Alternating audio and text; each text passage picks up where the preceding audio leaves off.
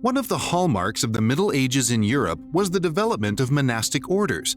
Fraternities of monks and sororities of nuns formed under common rules across the continent. Now, monasticism did not begin in the Middle Ages, nor did it begin in Europe. Christians who sought to develop holy lives apart from the busyness of the world had gone out into the deserts alone or formed communities together since the 4th century. When Athanasius wrote on the life of Saint Antony in Egypt in 365, describing Antony's life as a monk, the idea of monasticism became more popular. When we refer to a monastic rule, we mean a written set of priorities, schedules, lifestyles, character traits, and theology of a group of monks and nuns. Perhaps the earliest rule was put into place by Basil the Great and his sister Macrina of Cappadocia, which is in eastern Turkey today. Basil and Macrina flourished in the mid-4th century. The rule of St. Basil, established in the years of 358 to 364, emphasizes prayer and work. The rule exists in a question-and-answer format and stipulates that monasteries should be built near towns to work with local churches and serve people in need. Vows of poverty and chastity were the foundation of a moral code for monks and nuns in this order. Byzantine monasteries based their own rules on those of Basil, so the influence of Basil and Macrina on monasteries and convents in the Eastern Orthodox world is significant and extensive. Benedict of Nursia, who lived from about 480 to 550, was disappointed by the immorality he witnessed in Rome. In about the year 500, he left Rome and lived a humble and pious life in a cave in Subiaco, not far from Rome. Eventually, he would found 12 monasteries, each consisting of 12 monks. His rule, which was developed by the year 540, was based on the rule of Basil and was adopted by all Western monasteries by the year 670.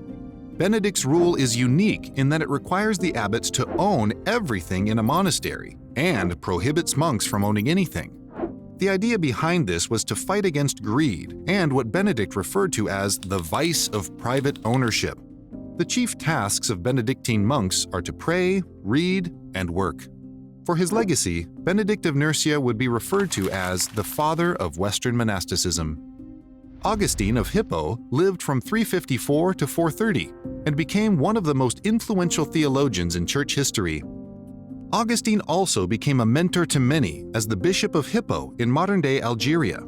His urban church ministry included ministry training. However, it was not until the 6th century that a monastic rule attributed to Augustine and his theological writings surfaced and began to be practiced. In the 11th century, there was a revival of interest in an Augustinian form of monasticism. It emphasized the practices of poverty, celibacy, and obedience. Augustinian monks were divided into the canons regular and mendicant friars. Mendicant means that monks begged for donations from townspeople to support themselves, rather than draw a salary from church donations. Martin Luther would become an Augustinian monk prior to leading the Protestant Reformation in Germany in the 16th century. Other mendicant orders of monks that developed in the 13th century included the Dominicans and the Franciscans. The Dominicans take their name from Dominic, a Spanish priest who lived from 1170 to 1221. In 1199, Dominic joined a group of cathedral priests in the town of Osma in Castile. At that time, there was a theological controversy involving the Albigensians in southern France, so Dominic traveled to the region to attempt to convert the heretics to the Catholic faith. Part of this effort involved Dominic's establishing an order dedicated to defending against heresy, but also emphasizing preaching and teaching. Their work was academic in nature rather than physical like other orders. They became known as the Friars Preachers, or Black Friars, because they wore black robes. They were instrumental in the defense of Catholic theology in the later Crusades, the Counter or Catholic Reformation, and the Inquisitions. Thomas Aquinas was their champion theologian in the 13th century. The Franciscans take their name from Francis of Assisi in Italy. He lived from 1182 to 1226. While Dominic was known for his shedding light on heresy, Francis was known for his showing love toward everyone, especially those in need. He took a personal vow of poverty. His followers walked around in bare feet and wore gray clothes without any dye in an attempt to symbolize their poverty. They were given preliminary approval by Pope Innocent III in 1210 and then formally approved by Pope Honorius III under the condition that Francis swear obedience to the Pope. There were 3 editions of a Franciscan rule in 1209, 1221, and 1223. The Franciscans were generally known for their preaching to the common people and helping the poor wherever they found themselves. There are 5 things that distinguish these new mendicant orders of Dominicans and Franciscans from previous monastic orders. First, the Dominicans and Franciscans were devoted to personal poverty, not to experiencing comforts some previous monks had enjoyed at the expense of the church. Second, they were very engaged in preaching and teaching. The Franciscans especially preached to anyone, anywhere, but both orders placed influential teachers in important positions in European schools.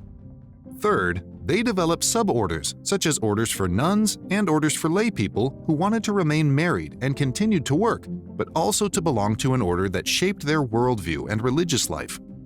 Fourth, the Dominicans and Franciscans became supremely loyal to the papacy throughout their history. Both orders took it upon themselves to defeat heretics and defend the popes against the state, bishops, and the world. Both orders were directly subject to the authority of the papacy.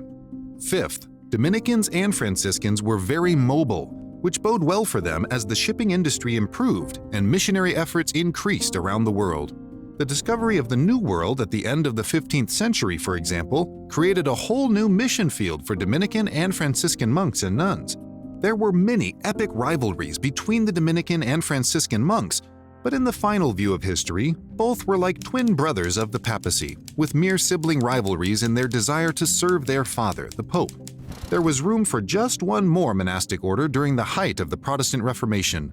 The Jesuits, also known as the Society of Jesus, was founded by Ignatius of Loyola in Paris in 1534 and given formal approval by Pope Paul III in 1540. Ignatius himself was a soldier until he sustained a major leg injury.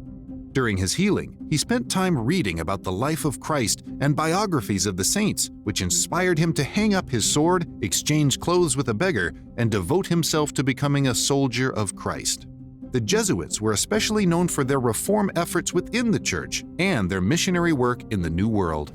The monastic movement began in the 4th century when Athanasius's book, Life of St. Antony, circulated widely around the Christian world.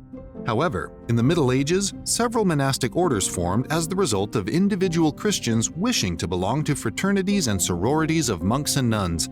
These major monastic orders, organized according to a written rule, made their impact on all sectors of the medieval church and continue to exert an influence on the Catholic and Orthodox churches today.